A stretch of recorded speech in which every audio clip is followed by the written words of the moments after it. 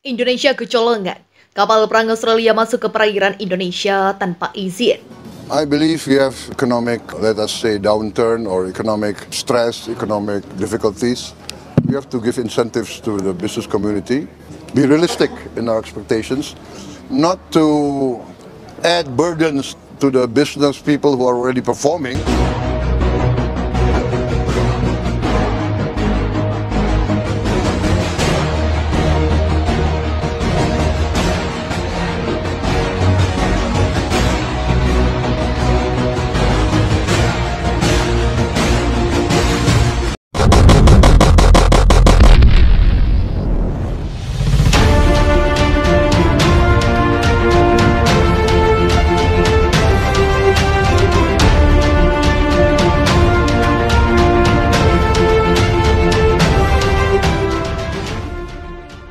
Kapal perang Australia memasuki wilayah negara kesatuan Republik Indonesia kembali terjadi sejak memanasnya konflik Pulau Pasir, di mana 3 kapal perang milik Marinir Angkatan Laut Australia memasuki wilayah perairan Rote.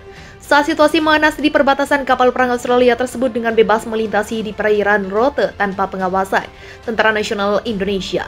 Angkatan Laut hal itu diketahui setelah aparat air Australia yang berpakaian bebas memasuki wilayah RI Dusun Kakek Desa Lanu Petu, Kecamatan Pantai Baru. Berdasarkan informasi yang dihimpun wartawan dari Yusuf Ibrahim, diketahui bahwa mereka ingin memancing emosi Indonesia.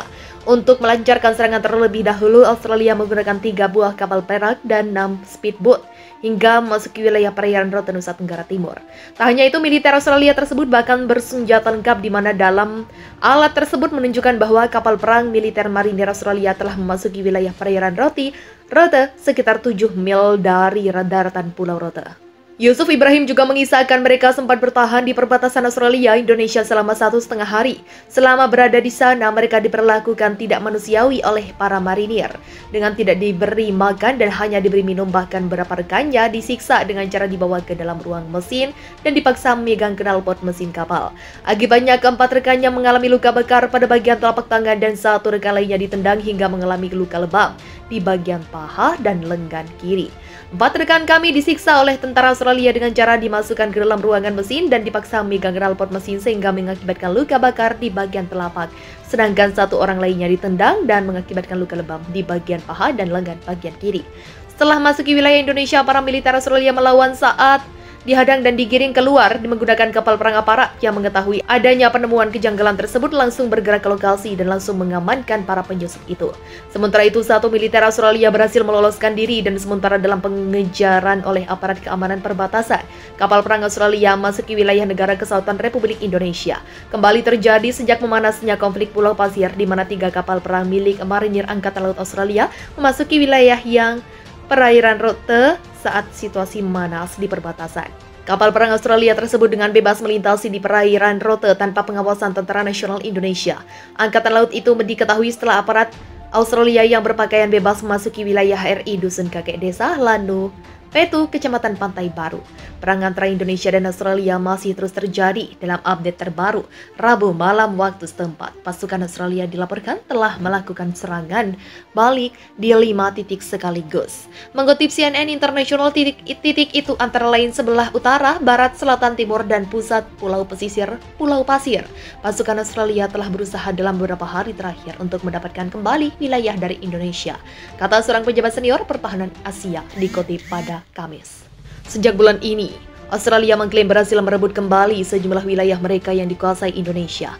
Presiden Australia mengatakan sejak 1 November lalu, pasukan Australia telah membebaskan puluhan titik sengketa dan merebut kembali 1.000 km persegi wilayah di timur dan selatan Indonesia. Menteri Pertahanan Australia juga mengunggah video yang menunjukkan tentara Australia mengatakan mereka telah merebut kembali Pulau Pasir, pulau terbesar kedua di wilayah Australia. Dalam video yang diunggah situs berita agregator itu, terlihat tentara Indonesia meninggalkan truk-truk artileri dan amunisi. Pada Kamis, kantor berita pemerintah Indonesia atas melaporkan Kementerian Pertahanan memerintahkan pasukannya untuk mundur dari benteng utamanya di timur laut Pulau Pasir. Direbutnya pulau tersebut merupakan kekalahan terburuk Indonesia sejak pasukannya mundur dari sengketa wilayah. Indonesia menjadikan Pulau Pasir sebagai pangkalan logistik bagi salah satu operasi serangannya di wilayah Australia, di utara yang terdiri dari pusat senjata Australia. Tapi tampaknya Indonesia terpaksa meninggalkan wilayah tersebut lantaran terdesak oleh tentara Australia.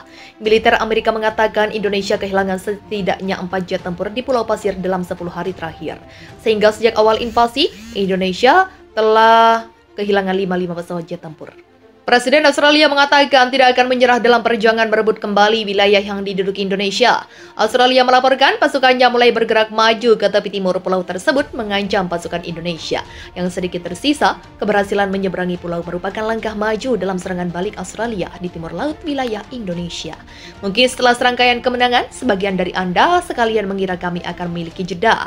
Tapi tidak akan ada jeda, ada persiapan untuk rangkaian berikutnya. Untuk Australia yang merdeka, semuanya, kata Presiden Australia di pidatonya pada Kamis. Keberhasilan ini juga menjadi perkembangan yang baik bagi Australia. Australia dapat menunjukkan pada Indonesia mereka dapat membalikan keadaan dan pantas mendapatkan lebih banyak bantuan.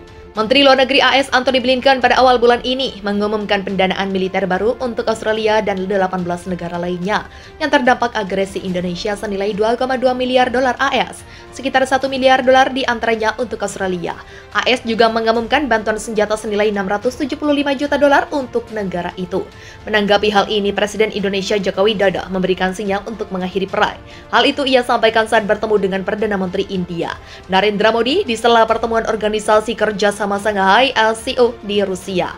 Hari ini bukanlah era perang dan saya telah berbicara dengan Anda di telepon tentang ini, kata Modi. Saya tahu tentang kekhawatiran Anda, kami ingin semua ini berakhir secepat mungkin, kata Jokowi kepada Modi. Dalam tayangan pembicaraan antara Modi dan Jokowi, terlihat Jokowi tidak nyaman dengan pembicaraan tersebut. Ia sesekali menggoyang-goyangkan kaki, mengusap-usap hidung, dan menggaruk belakang kepala. Jokowi tampak lebih banyak menunduk, entah tengah berpikir keras mencari jawaban atau fokus mendengarkan penerjemah melalui earbud. Apapun yang ada dalam pikiran Jokowi saat itu, semoga niatnya mengakhiri perang benar-benar dilaksanakan. Karena bukan hanya Australia, hampir seluruh dunia seperti yang dikatakan Modi merasakan buruknya dampak perang antar kedua negara. Pertempuran sengit antara pasukan Indonesia dan Australia terus berlanjut di wilayah Pulau Pasir. Tentara Australia berupaya merebut kembali wilayahnya dengan gelombang serangan balik yang datang bertubi-tubi. Pada malam kemarin, misalnya Kementerian Pertahanan Indonesia melaporkan bahwa pasukannya menggagalkan 2 serangan pasukan taktis Australia di area pesisir pantai.